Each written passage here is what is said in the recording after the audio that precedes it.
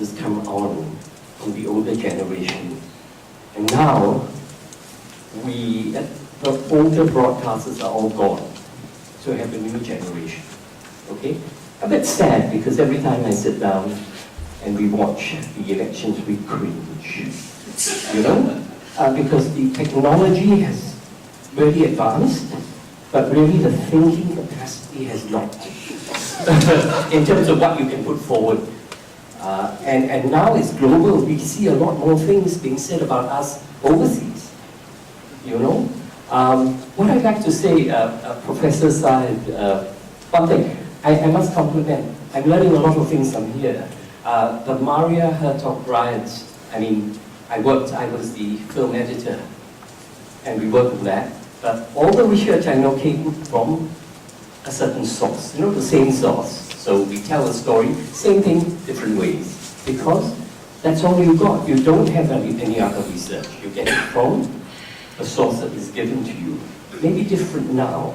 Okay, that's why we're getting a lot more information. And today, you know, we have different standpoints of how things are perceived. The facts and the views can be very different, but they allow us to say, oops, I didn't know there's another side. And that's the education process. Professor, you said now you can say almost anything. Okay, I think Professor is very, very optimistic. Why do I say this? Last year, maybe I would have believed this, you know, a little bit more, but things change. If you look very recently, the guy who wrote the blog got called up. Okay, number one. When I looked and read the incident of the reporter, because he was not identified, being handcuffed, I thought, wow, you know, danger to people. I thought that was a bit far-fetched, you know. The policeman was most probably too enthusiastic to do things. And the minister had said that, better planning. The blog, where the guy was called in, you know, when he wrote about that incident, and he was called in to give a statement.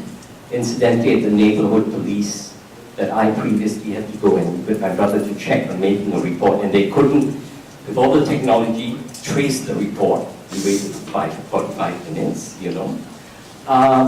Was, well, okay, maybe there's a lot more that the authorities know that we don't know. It may be legitimate. The worrying thing about it was, just before that, a couple of months, you had quite a few racist comments on blogs, and they were pulled up. Because it's a very different situation now. You've got a different type of media. Okay? So you can go 2 steps forward and 10 steps backwards, depending on how much people. But what I realize is this: we may not be aware of the situation. We can be quite, writers, you have a certain view of what you want to tell. The government has a certain view of looking at over, rightly or wrongly so. Okay, and having worked in television, I know that's true, because sometimes you're given the information and say, wow, this is why the action has been taken. Francis, maybe we can ask Khairudin to respond? Yes, please.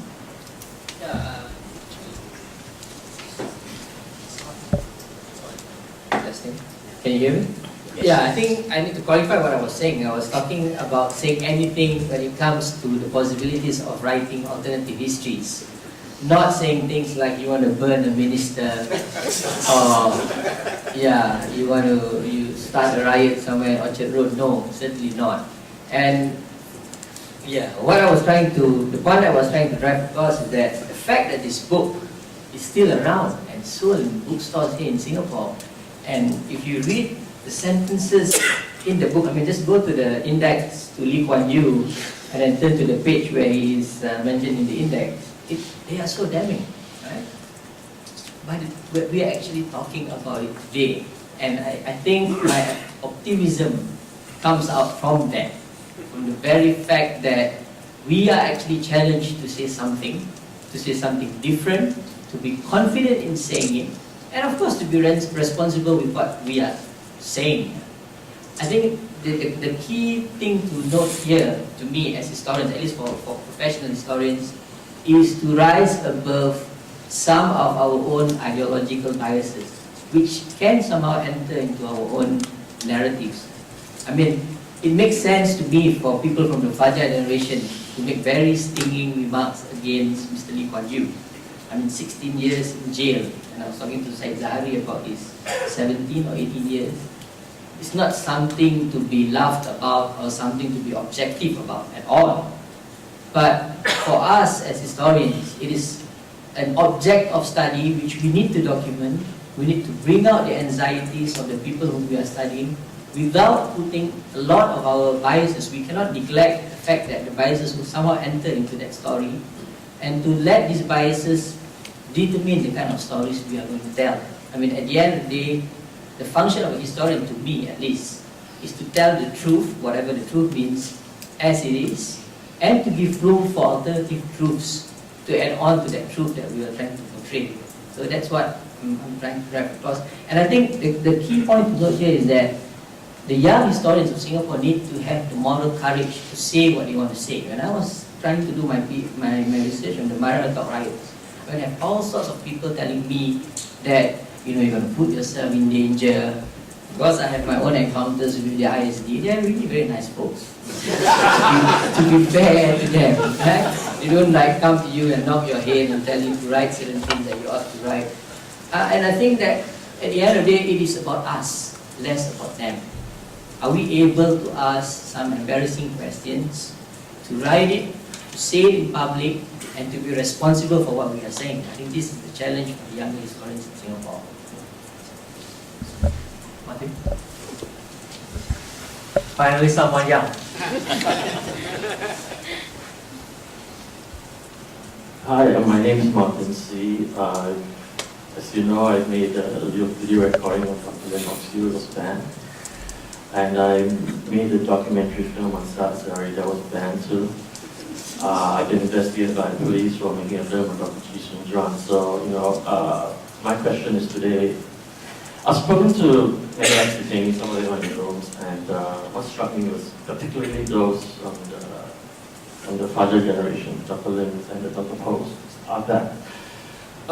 It seems to me that the climate of fear back then, even though we were not independent country, we were under British colonial government, was not as severe as it is right now. That's my reading. So, you know, let's not get all too hunky-dory about now we are no longer a colonial country and all that. So that's my first point. My second point is while reading Fajar Generation, it's a book, it's not so much an academic book as it is a book that is kind of a cathartic reaction to state propaganda. The book, for me, the reason why I read it is because it deconstructs and demystifies a lot of the official state narrative that we have been subjected to, you know, in many years. So for that purpose, the book is a political book. It's not so much written for historians to find out more about what Fajar magazine was doing at the time, or what Union says, or what colonial nationalism. You can talk about all this in your history classrooms, but the book serves a political purpose. Yeah, so that's my take on it. Thanks. Thank you.